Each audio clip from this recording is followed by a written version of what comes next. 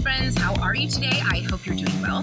I just wanted to come to you very quickly. I'm going to move the camera, of course, because you know that even with the tripod, I must move the camera. I wanted to come to you very quickly today to talk to you about, let's just say, ego versus pride, and the type of person who would write a memoir about themselves. And first, I want to make it very clear that I did write a memoir and not an autobiography, and I didn't even write a memoir. I wrote a memoir, and I wrote it purposely. I purposely call it that because I think it's kind of campy and fun. And for me, an autobiography sounds too serious. It sounds like I've taken myself too seriously. Now, I did take writing the book very seriously. However, I wanted it to be kind of funny and kind of a little bit corny when I said it. So I said memoir instead. And I have to say it with the funny, like the funny affect, just because it makes me laugh. And so when I say I've written my debut memoir, it sounds so pretentious. And I do that on purpose because I think it's kind of campy and fun. Next, I elected not to put my face on the cover of the book. Number one, because I think that is, no offense to anybody who's done that, that is just not my personality. I do not want a big ass picture of my face all on people's shelves. No, I got Native American vibes. I'm really like, the camera does steal a little bit of your soul, especially when you look at yourself like back. You're like, damn, is that really what I look like? Because I don't look like that in the mirror, as crappy as I look in the camera. Especially I'm not going to get into that. Anyway, and for me, I don't think I could have ever picked a single picture to put on the cover that would have personified my personality, which is why I made the videos. If I was going to put anything on the cover that was going to be my face, it would have to be a collage of just like different emotions that I would like put up.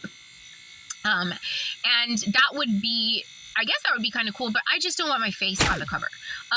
It's enough about me that the book is about me. But the book, again, this is not an ego-driven thing. I think there's two separate types of people who want to make a memoir. There's people who like to hear themselves speak. There's people who like to read what they've written and look at themselves, and they want everybody else to do that. And then there's people who have done it just because they think that their story has a grander message for the collective, and they want for people to be helped by it.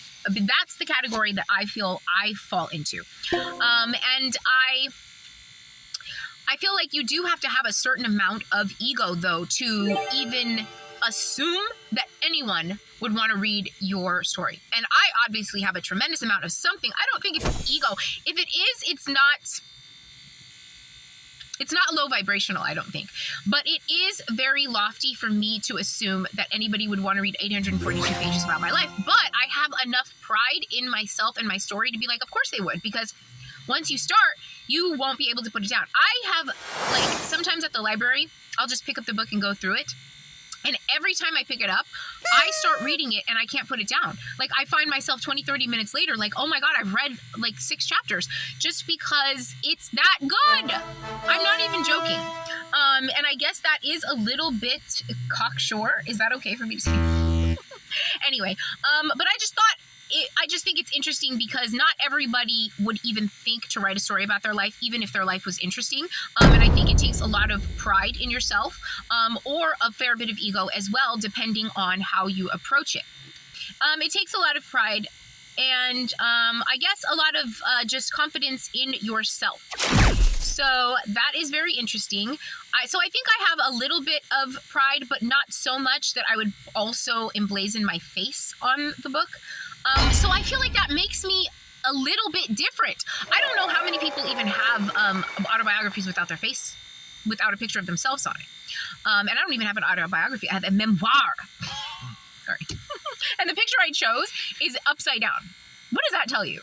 Anyway, that's all I have to say for right now. And I'll